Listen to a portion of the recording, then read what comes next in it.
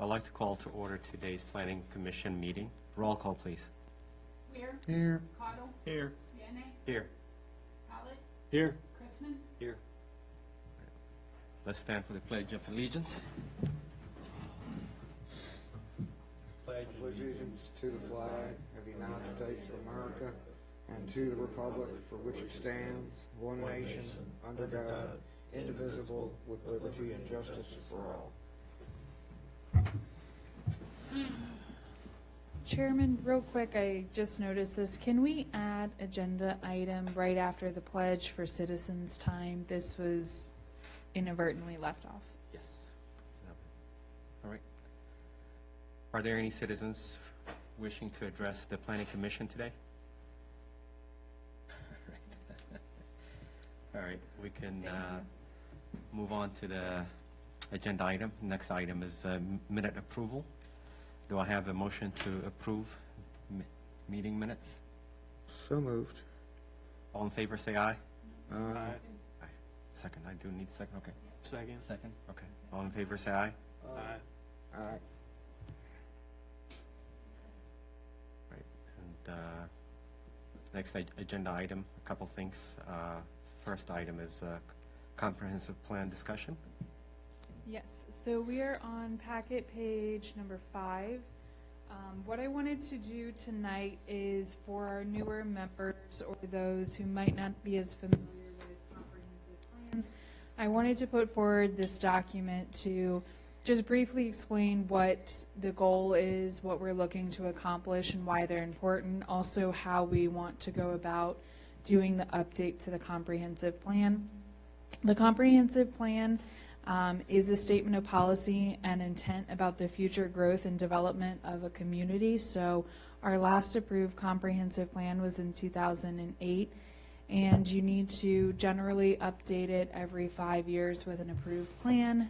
Typically you work on it about every 3 years. So we need to work on our updating portion and put together a guiding document for the future growth of our town. I have supplied here some goals. One of the very first steps, or a first step that I'm proposing, is that we finally issue our citizen survey, put that out to the community, and gather answers over the next several months in order to give our community time to answer. This is something we started working on in 2019.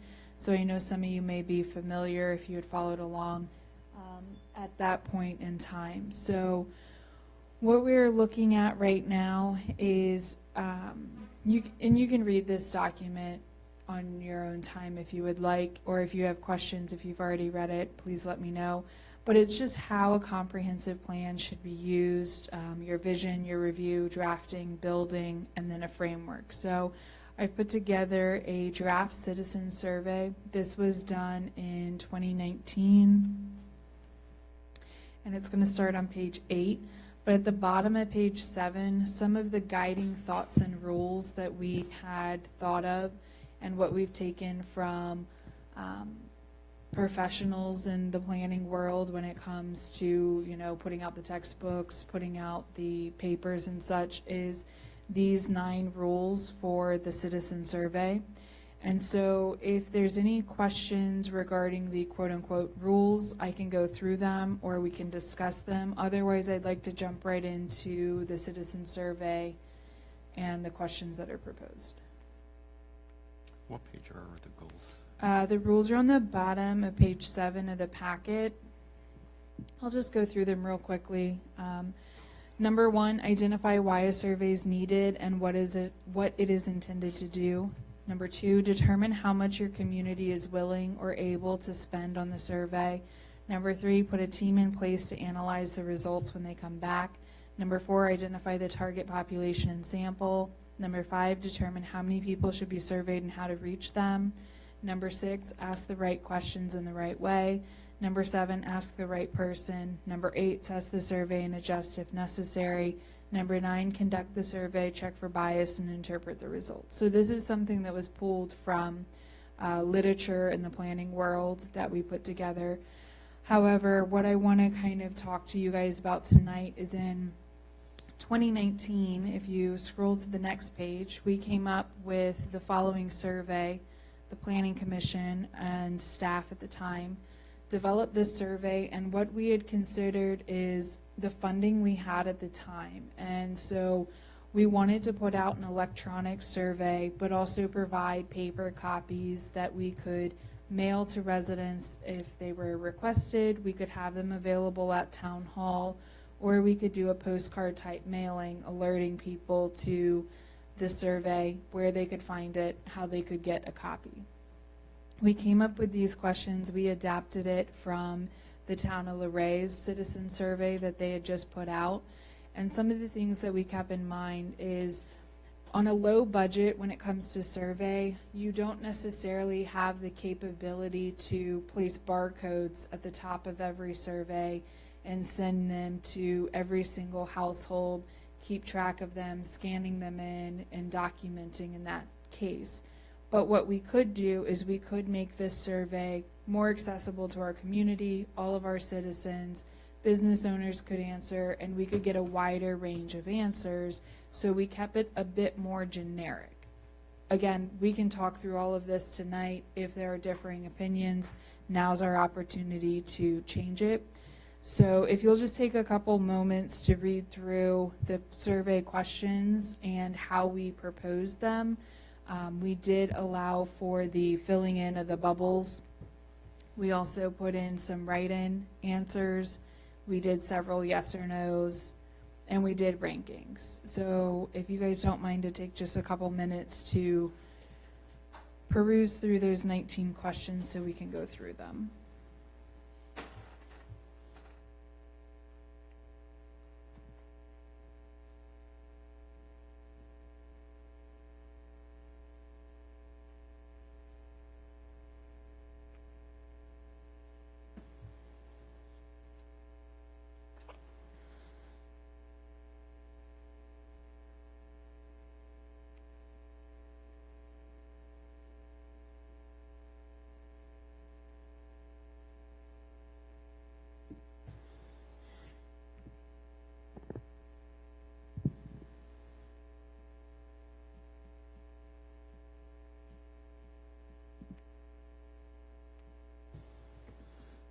So for those questions where citizens are able to write in free form, what's the plan for aggregating responses and reporting on them? If we can come back to that, I want to discuss first the questions, and if we feel that those questions are still appropriate, then if we would like to talk through how we're going to collect the data and how we're going to show qualitative and quantitative data, and then talk about if we need to modify the answering system.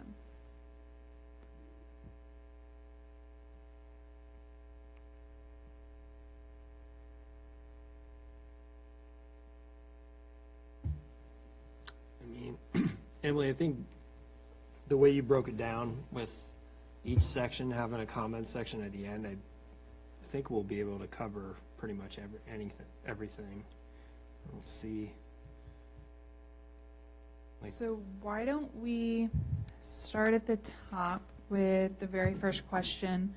One of the big concerns has been, and I think will continue to be, how do our community members, citizens or not, receive news and updates regarding the town? So one of the big things we hear a lot regarding certain projects, meetings, events, happenings in the town is, well, I didn't know. So we wanted to get a better idea of where are you finding your news, and maybe, unfortunately, maybe some of our community members don't find it in any of these sources, but there could be another source or there could be a recommendation.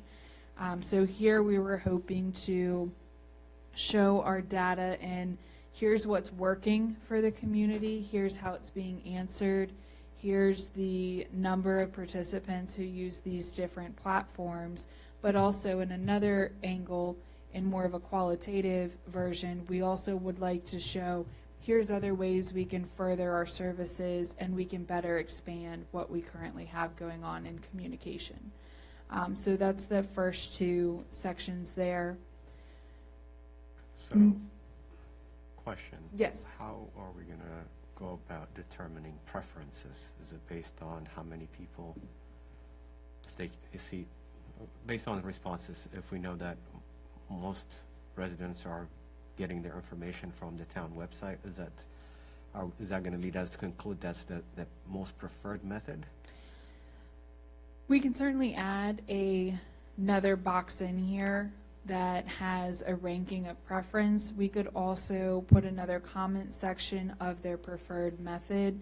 I think in this scenario, what we would do is we would tally up the number of people who use the different services and then show where we need to ensure that our information is being put out. So if it's, I'm going to give a hypothetical. If 100 people do the survey and 75% of them say that Facebook is where they get all of their news, but we're only posting to Facebook 25% of our updates, then we would know we need to do a better job of cross-referencing our website updates and our Facebook. So we wouldn't necessarily drop off all of the other communications because Facebook is the preferred method. We would instead want to bring it to a level where we're cross-referencing all of our communication. But we can certainly add a preferred method question. Go ahead. Emily, I'm looking back. It took me a minute to find it. But Marchant, back in 2012, revised the original survey from 2008, and it's much more in depth. And I think there's a couple, I mean, for example, how long have you lived in Haymarket? It gives a variety of answers. Top reason for moving to town. A lot of these were already in here, you know. Overall quality of life. How often do you go walking? Do you feel like you're informed? Special events, primary issues facing the town, most important change needed. What type of housing development would you support? Historic overlay, real estate tax rates, personal property tax rates, annexation, public services. I mean, it goes on. It's like, I think it's like 30-some questions. But I think we should be, given the breadth of the comp plan, I think we should expand the survey to include a little bit more specifics and some demographics issues. I just emailed it to you so you could send it to everybody. Okay. Do we want to do a general survey in the beginning to get an idea of how to best contact people, get the information out there, the services, and then dive deeper? Or do we want to go straight in for, here's the comprehensive 30, 40 question survey? If And you, I don't have if a you reach them preference. the first time, are they likely to respond the second time? I mean, how often do you want to go to the well? I believe the responses to those questions are the ones in the current comprehensive plan. Is that the case? Yes, that's Okay. correct. Okay. I think that survey was included in the very back of the comprehensive plan that was included in the agenda packet tonight. Yeah, this was the 2008 revised in 2012. So I didn't do I mean, Marshall's the one who did the revision, so I don't remember how he did it, but So one of the other items, I think maybe before we go much further, that we should discuss is, are we looking to limit this survey strictly to citizens? And if we are, how are we going to ensure that they are citizens, residents of Haymarket? Because in 2019, when we had this discussion, with the budget we had, we were very limited on how we could accurately and non-biasedly send out a survey, have people complete it, and ensure that they were citizens or residents. So if I recall in '08, what they did was they didn't barcode them, but they coded, somehow playing with the page number, I guess. They knew what number went to which house. And then they checked the numbers when they came back, and they sent them with prepaid stamp return envelopes to every house and business, I believe, in town. And then they went through the numbers and made sure there weren't duplicate numbers. Okay. I'm just trying to think how we can ensure. There's Has no it- way to fully insure it, but Right. that was the best compromise. With limited funding and limited technology, that was the best they could do. Maybe one of the items that we could do, and we could look, and I can get a cost proposal on it, is we could come up with our questions. We could source out the formatting, the questions, and the design of a form to a different company, graphic designer, if you will. We could source that out so that they can come up with something that is a very easily read document. And then with that, we could request that they come up with a barcode system or a number at the top, auto-generated number, and we need X number of copies of this, mail it out, and then keep track of it that way. I guess it comes down to whether you want to automate it or do it by hand. And what's the cost benefit ratio on that? Yeah. Right. So that everyone knows, since 2019, we do have Dropbox ability now. So if residents didn't want to put it back in the mail, we do have a 24-hour Dropbox. We could come up with different scenarios to better collect them and make it easier on the resident. I mean, we can definitely put out notices through the HOAs and our other forms of communication. You'll be receiving this in the mail. If you didn't get a copy, we can figure that out. Have them use their number as one of the, if you're going to do it electronically, use this number. Enter your number. We can create a Google form. You put your number in, and then you can fill it out online or hard copy.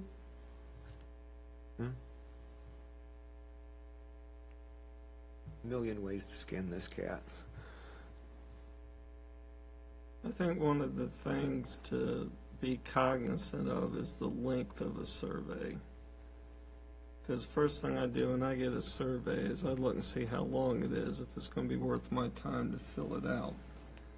And unless it's something super important, which I'm not saying this wouldn't be, I think some of these could be combined, like 13 and 14. Do you feel the police department communicates well with the citizens? 14, how are the Haymarket police officers approachable? I think some of these could be condensed. And then I think a great question I would love to know is an open-ended question. How would you define a walking town? Because we hear that every project that comes before us, invariably, it's traffic, schools, and walkability. But we've never defined what a walking town is. If we knew what a walking town was, I think what our citizens, because all 5 of us up here probably don't agree what a walking town is. So I think, what is a walking town? I'm good with that. And I think less is more, because ideally, if we got 400, 500, 600 surveys back, even if it was less questions, as opposed to some detail, we get 20 back. You know what I mean? Yeah. I think if it was just a 2-page where they could quickly fill it out, check it off. What is the open rate, if you will, on this? What is a good town open rate? 10, 15%?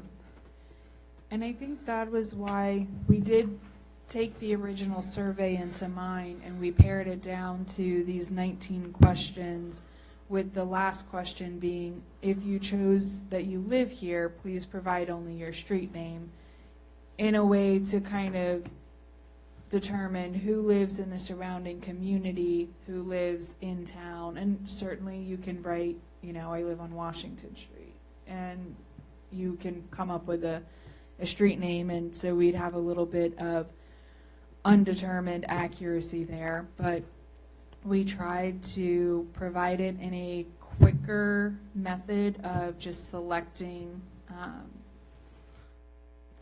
your answer by filling in the ovals there. We can go back to the drawing board and take it down to 10 questions.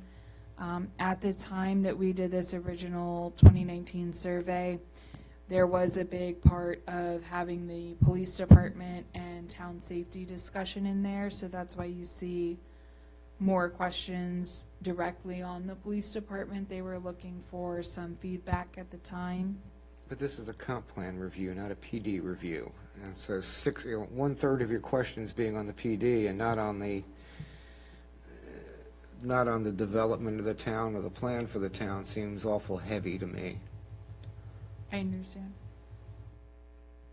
So again, tonight, that's what our discussion, I would like it to be on, is what questions do you guys as planning commissioners feel that we need to have answered? How many? And can we accurately get those questions answered in fewer, more meaningful survey questions? I agree with Mr. Calder. We need to pare down this PD one. A lot of this stuff can be combined. It's the same question over and over, just being asked in a different way. Emily, can we combine number 9 with, I believe, it's one of the first questions, like, how do you receive your news?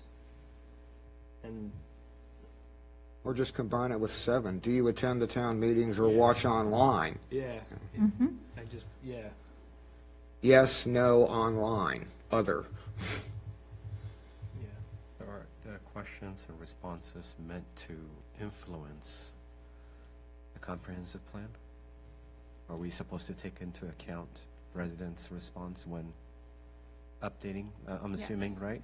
Yes, so our goal is when we update the comprehensive plan, in order to be successful and truly grasp all of the community's ideas and goals, we would want to have a citizen survey done. We would want to hold multiple charrette events where essentially we bring in either a third-party person or a staff member would hold a meeting where we come up with guiding questions, we hear out what the community has to say, and we go through different exercises to work on getting the most information on the comprehensive plan topics at that time. And then we'd hold continuous public meetings so that we can have a very thorough community input. With the survey, give me one second. The survey that Mr. Weir was referencing, you have questions such as, are you satisfied with your quality of life in Haymarket? How often do you walk? Are you informed about what's going on? What do you think the primary issue is facing the town? What's the most important change needed? What type of housing development would you support? Should the entire town be included within the historic overlay? I'm just kind of going through some of these. And those are a lot more relevant to the comp plan than six questions on PD relations. Correct. And then you have a section, public and community services, what needs to be improved? Do you feel fire service is blank?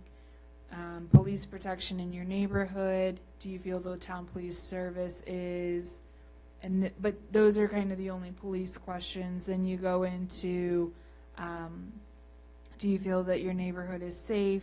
What library do you use? Are you satisfied with the garbage collection service, the recycling program? So this is a bit more related to the questions. You have a whole transportation section. Is the most important road improvement? And then there is an option for answers, traffic control, road surface maintenance, economic development. I mean, a lot of that can be pared out. I mean, quite frankly, library service isn't one of those things that we offer, nor will we ever, so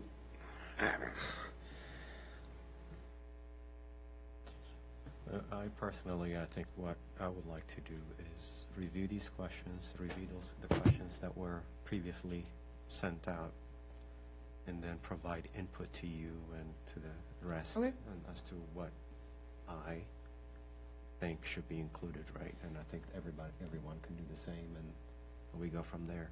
Okay, So you're I'm- assigning us homework? I'm good with homework assignments. I went to public school for a long time. So with that homework assignment, I'd like to jump forward then. We'll come back and I'll clarify it all. Page, Can I ask a quick question yes, you may. before you jump into the next Yes. topic?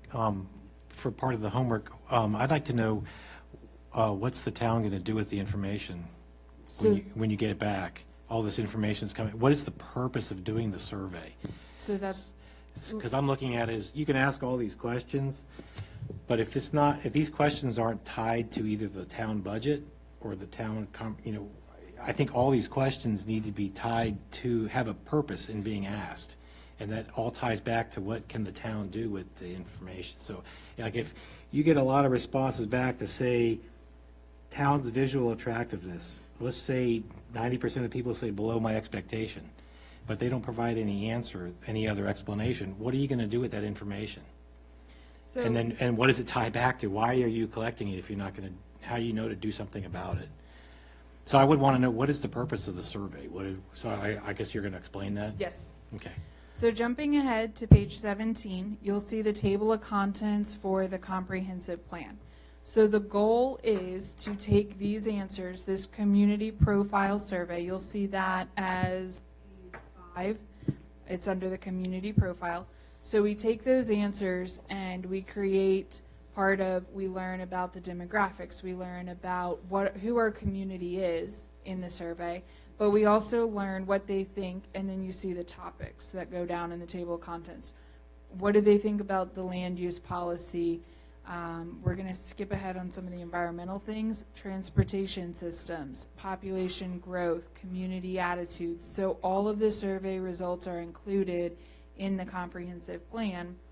And then really what those answers should do is they should guide the editing of part 2, community goals and objectives, and the plan implementation. So as you work through the questions that you're going to have forwarded to you, think about these topics here and what we need to learn and answer. So what traffic or transportation issues are currently happening in the town, and what does our community feel needs to be modified or made better. And then that's going to come into play under the community goals and objectives, but it'll come into play again in our transportation plan of here's how we need to in the next 5 years enact change. Here's how in the next 10 years we need to enact change, and here's where we should be. So that's how we're going to use those answers and questions. So part of your homework assignment, review the survey questions. Obviously, the 2019 one was very generic. It was oriented to the greater community about getting information out to you, and it was a bit more surface level. But take into consideration the comprehensive plan. You can look at the table of contents, or you can read more in depth on different sections and what questions would help us modify those sections. Does that answer your question? I mean, even if we just did a 5-question survey, how can we best communicate with you to where we get the truest picture of what people think? I think the open-ended part where people can write, that's where we're really going to get a lot of different opinions. And So when you see, let me go ahead and forward this email. When you see the draft town survey from 2012, you can get an idea on how the answers or thoughts were summarized.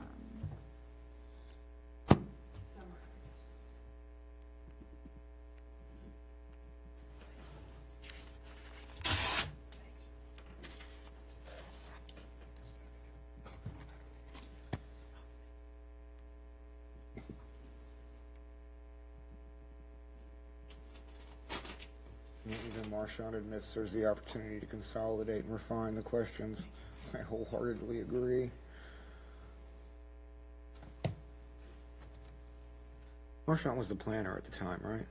2012? In 2012, yes.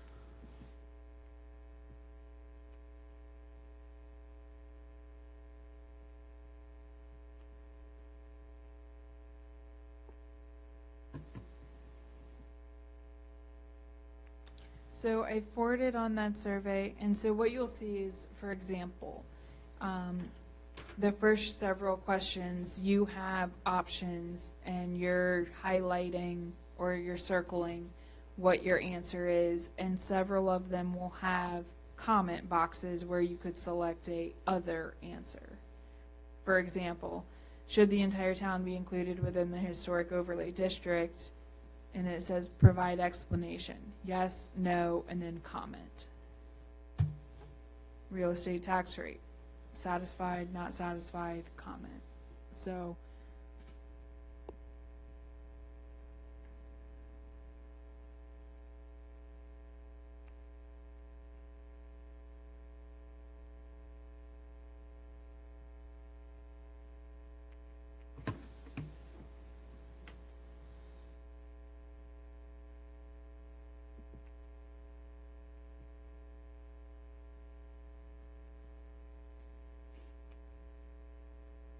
if we limit the survey to 5-10 questions, we need to really think about what are those questions. Are we asking the right question to get the answers that we need? I don't know that you can get enough out of 5 questions for this. I think, now obviously this one's too long. I mean, what is this, 30, 40, 43 questions? I'd probably cap it around 20. It's when you start to lose people.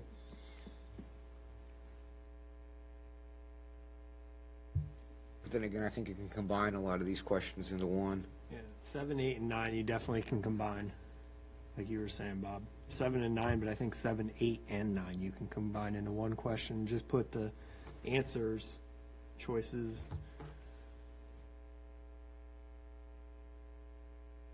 I mean, even like question 10, how safe, please let us know how safe you feel in each of the following categories. You could just put your neighborhood, walking the town, at the park. I just know from a teacher perspective in writing tests and stuff, if you have 10 to 15 solid questions that encompass, because again, the average person's going to pick this up and they're just going to look at it, and if it's too long, they're not even going to do it.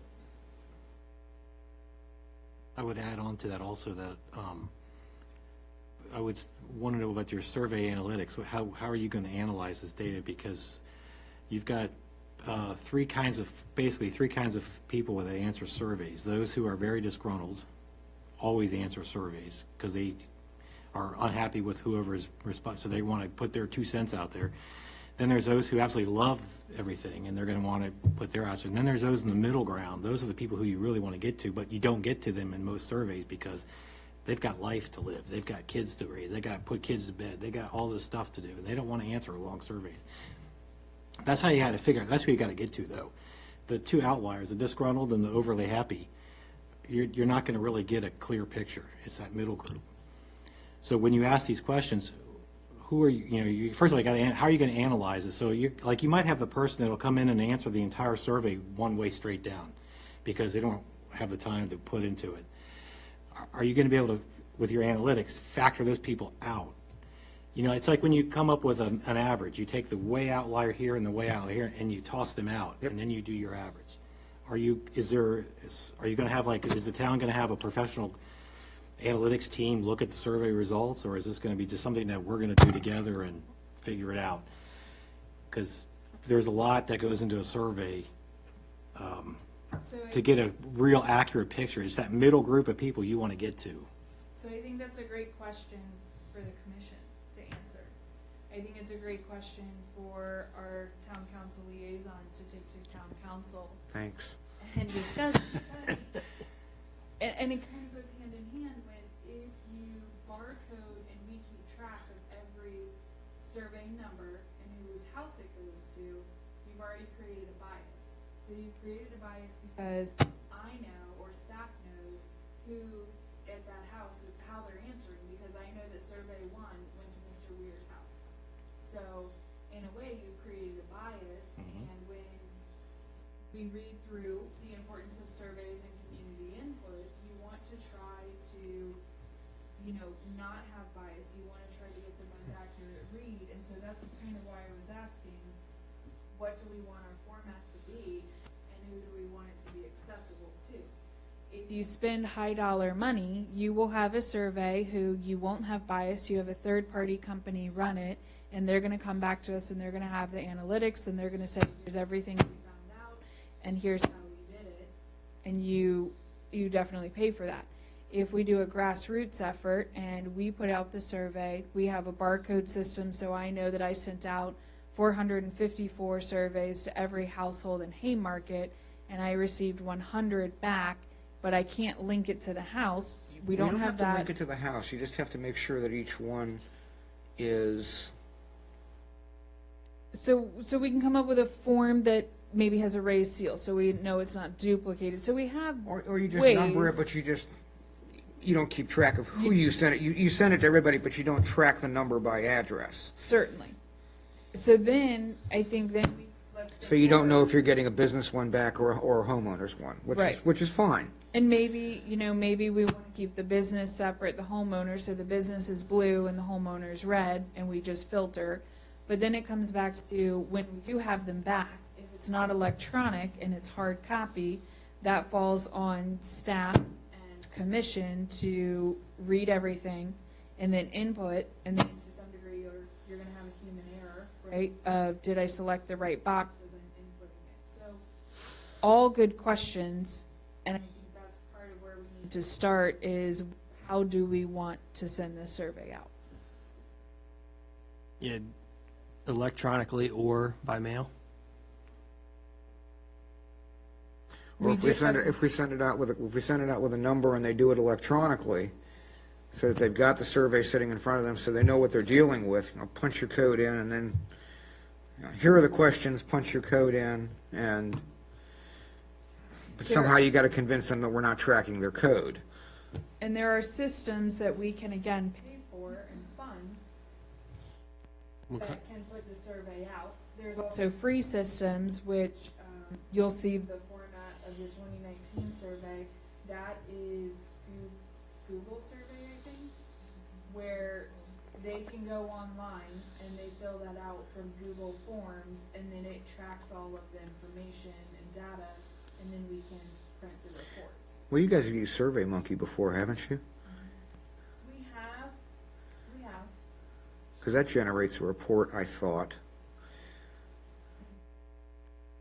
I think there could be, I would have to research SurveyMonkey a little bit more. I've used it for very simplistic surveys.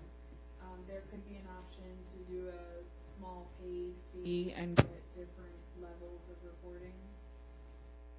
I'm sure there's a lot of internet services out there that do this. Emily, what advantage would it be to pay an outside company to do this rather than go through like a Google?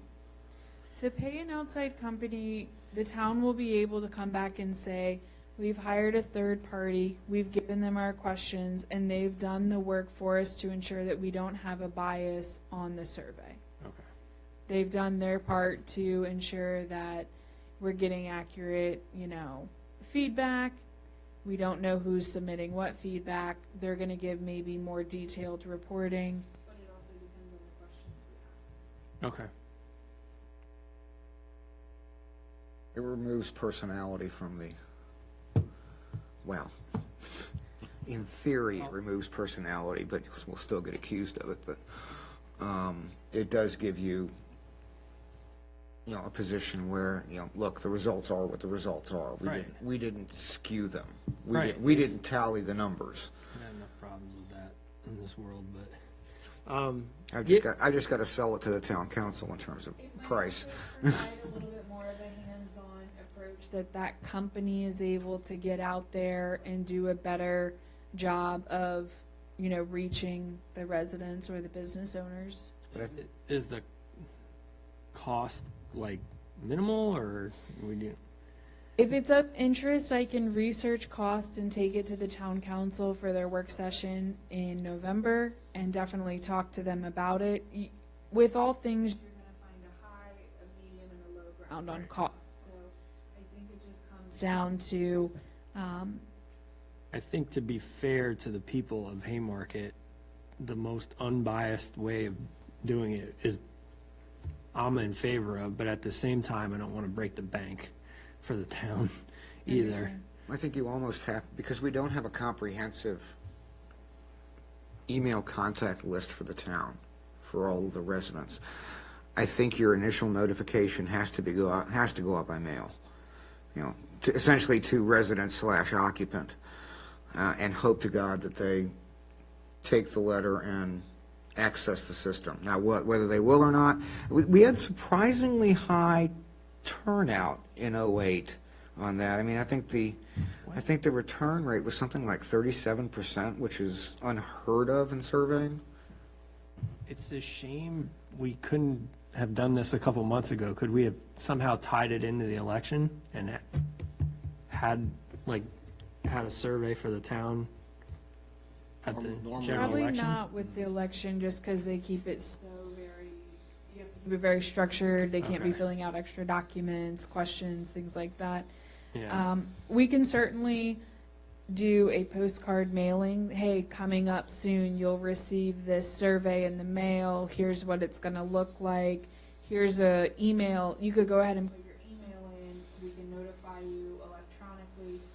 We can do that. We can then follow up and do a second mailing. Here's the survey. If you wish to fill it out electronically, here's where you go. And then, do reminders on our website, our Facebook, text alerts. So we have different avenues. Again, if you hire a company, the nice things there is they would take a lot of that load from us and they would work with us on it and they would do that.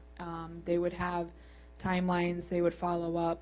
I can even talk with council and see, I don't know, we have an economic development contractor. I don't know if that's a service that they could offer, a survey system. So See why not? if you guys do your homework on thinking of your questions, looking at just the table of contents of what the breakdown of the comprehensive plan is currently, the areas that we're looking to get answers on, then I'll also do my homework on different survey services and what would be some cost options, whether we do it in-house or if we contract it out.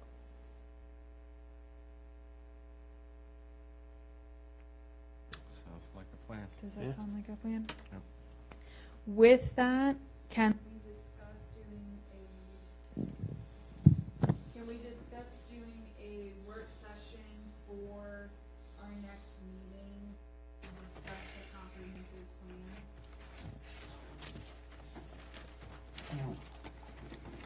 plan? Actual data has to be updated from 15 or 18 or whatever the last time we looked at it was. Because I think we looked at the soils, and a lot of those numbers had to be changed because the data was either stale or the circumstance eliminated, So good like the reminder floodplain. for something that I wanted to mention real quick. The comprehensive plan that is in this agenda packet, you'll see on this sidebar that it has a date of 4/8/16. That is the most recent plan on our server that the Planning Commission was updating. So what I did is I took what the Planning Commission in 2016 had been working on, and I provided that to you guys here tonight. Our approved, accepted comprehensive plan from 2008 is located on our town website under planning and zoning. So with that in mind, we will need to do some updating on soils and that information. I am waiting on our engineer to come back and touch base with her early December, have her weigh in on if they have quick access to some of these data points. I doubt the soils data has changed. I doubt, soils has not, it probably has not changed, but looking at stormwater, water systems, things of that nature. The other item, so that everyone is aware, I would be looking to move 1.3 natural resources inventory to an appendix. So some of these topics become very lengthy in the body of the comprehensive plan, and I think we can pare some of the plan itself down and have appendices that we reference. And so that's something that I'll be coming to the Planning Commission with as a recommendation.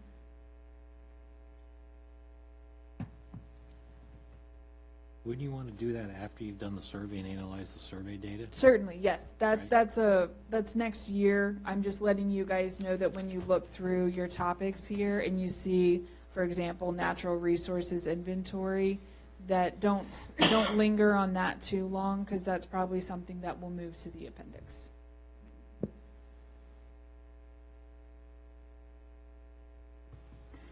So in regards to the work session, I see that the next meeting is scheduled on, as of right now, December 20th. Yes, that is correct. So one of the things I wanted to talk to the commission about is, do we want to, I know that's getting close to the holidays, would we like to move the meeting up 1 week to December 13th or the week of the 13th to do a work session and hold our regular meeting? For the 13th, I have a meeting, so I couldn't make it. So you're like December 6th? Town The council following meeting. week. Oh, yeah.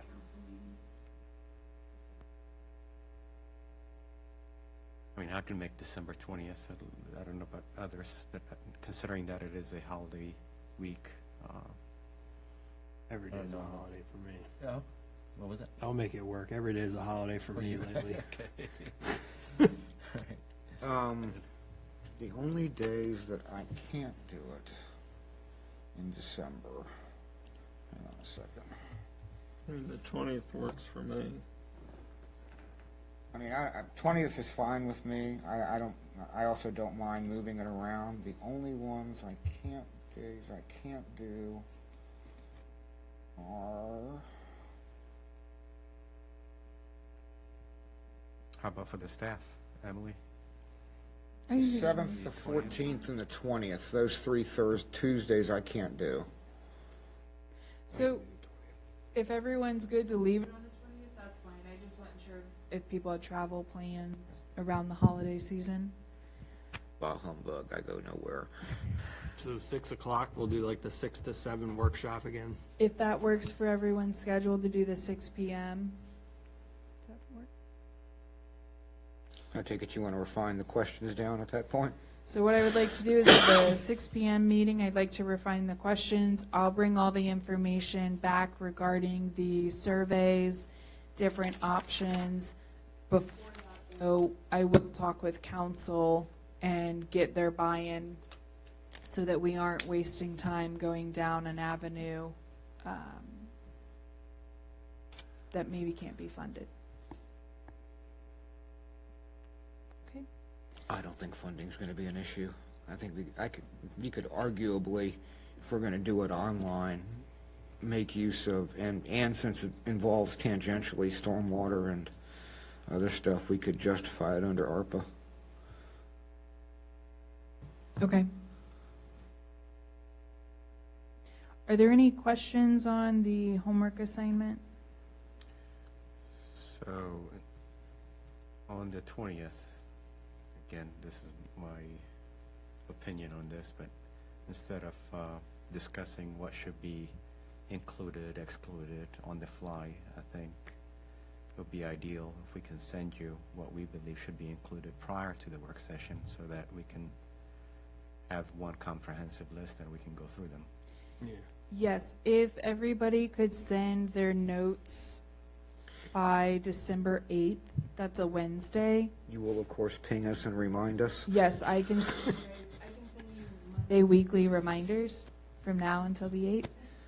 I will send you reminders, but if you could send your comments or your sample questions you've come up with by December 8th, I'll pull everything together and we will issue out that packet ideally by no later than December 15th, which is the following Wednesday.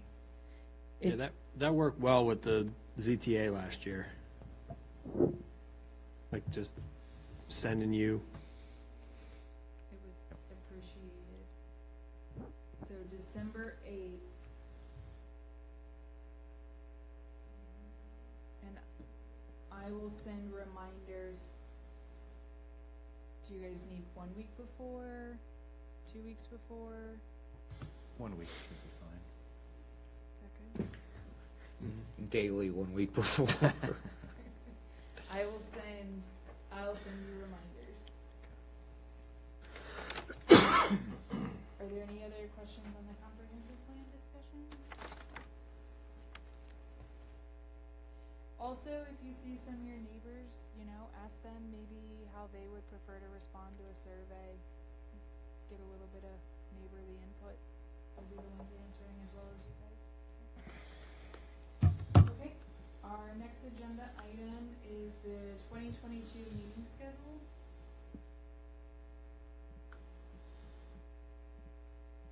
That should be the very, very last page of your agenda. So we come across this yearly. In January and February, our meeting falls on the holidays. So Martin Luther King Jr. Day and George Washington Day, or President's Day. So staff is recommending that we hold our meeting on the Tuesday right after. So that would be January 18th and February 22nd. Are there any known conflicts at this time for those Tuesday dates?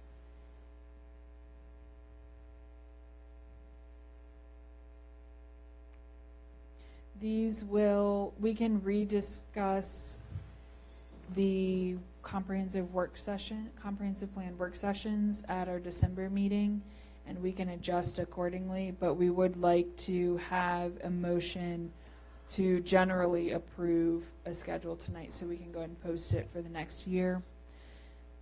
And then the only other date that we'll have to move is June 20th. Is the observed day for Juneteenth. And so the offices will be closed, so we recommend again the Tuesday following.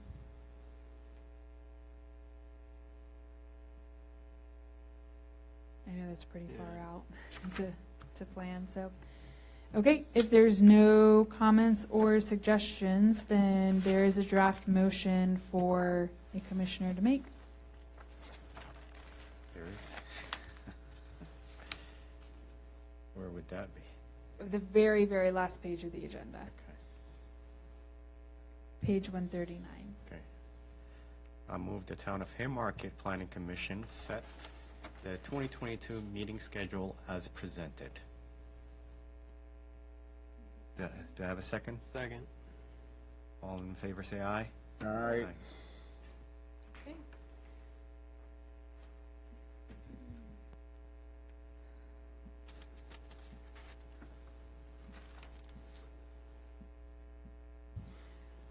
Our next agenda item, old business.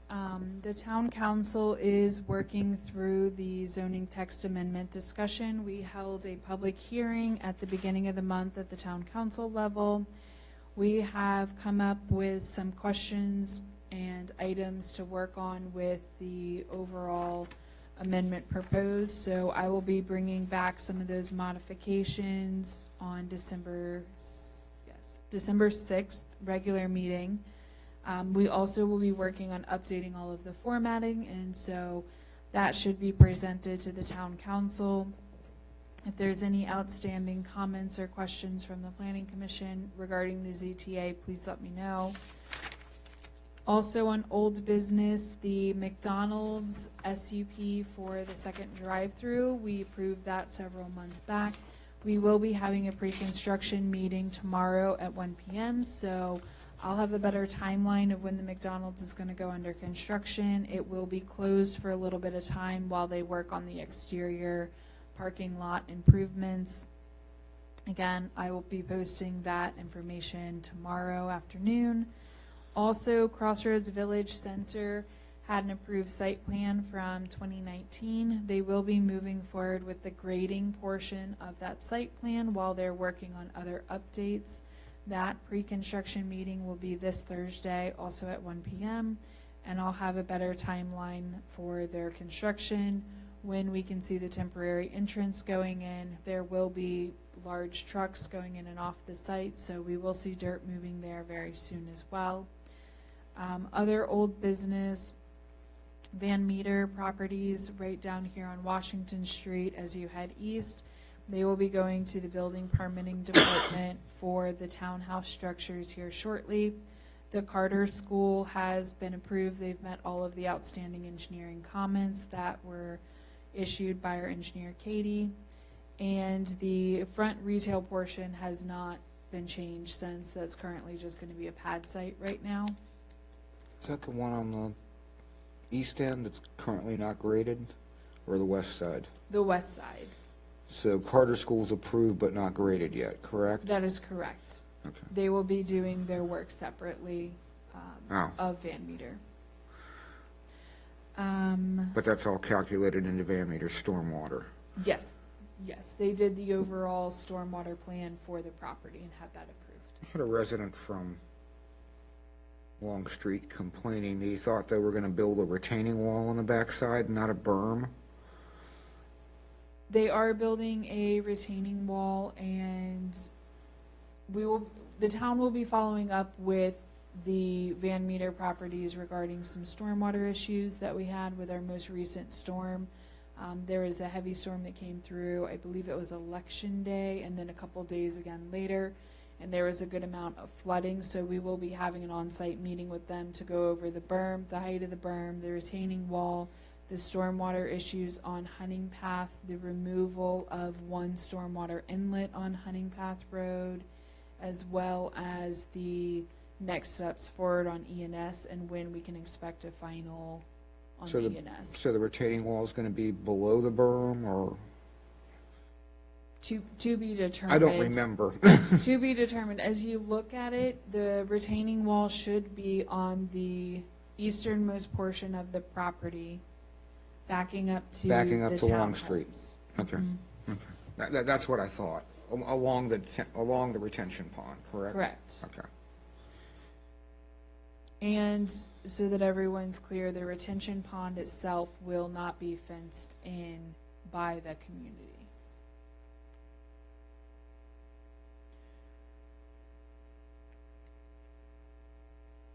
Let's see. So the hotel is moving along. They laid their sample section of the stamped concrete today. So hopefully that means here very shortly, in the next couple of weeks, while the weather is still relatively warm, they will be stamping and pouring all of the sidewalk concrete and curbs so that the fencing here on Washington Street can be removed. Today they were placing the street lights back in place in front of the hotel, so they are moving along. And the projected open date is still sometime of January 2022. And as for old business, I believe that covers everything. Are there any questions for old business? Okay. New business items, we will be reviewing the 2 updated site plan amendments for Crossroads Village. One of them is for the Lidl grocery store, and another site plan is for the Taco Bell. So Crossroads Village, when they came in 2019, they got the approval for the overall site plan, and they're going to be providing pad sites for some of their ground leases. So what we are doing is we're accepting in the site plans for Lidl and Taco Bell. Our engineer's currently reviewing them. They will send out first review comments to the engineer. When they submit their second submission, I'll bring it to the Planning Commission for review and discussion. That is, I believe, everything on new business. Are there any questions on new business? Okay. ARB updates? We haven't had a meeting since Yeah. August, so the last thing was the approval of the signage for, or the lights for Aldi, Yes. which is opening up December 8th, is it? They're hoping to. They're working through their final building permitting and inspection, so they are hoping to open before the holiday season. Yeah. Yep, and that's all. We will have a meeting this coming Wednesday, and we have one item on the agenda. It's a material change for the Lidl grocery store. Next up's town council updates. Not a whole lot. Ms. Ramirez was elected to fill out the term that she was already filling. The town is still working on and should issue in the near future the RFP for the park sidewalk to connect the sidewalk from the Baptist Church to Blight Drive. Second quarter budget amendment was done. Emily stole my thunder on the ZTA. Most of it was cleanup and making some things concordant. There were some minor clerical errors that didn't quite jive, and the ARB will be looking at the historic district overlay and historic language for final feedback, I believe this month, correct? That is correct. Thank you. That's all I got. All right. I think that does it for tonight. Do I have a motion to adjourn? Move to adjourn. Second. All in favor, say aye. Aye.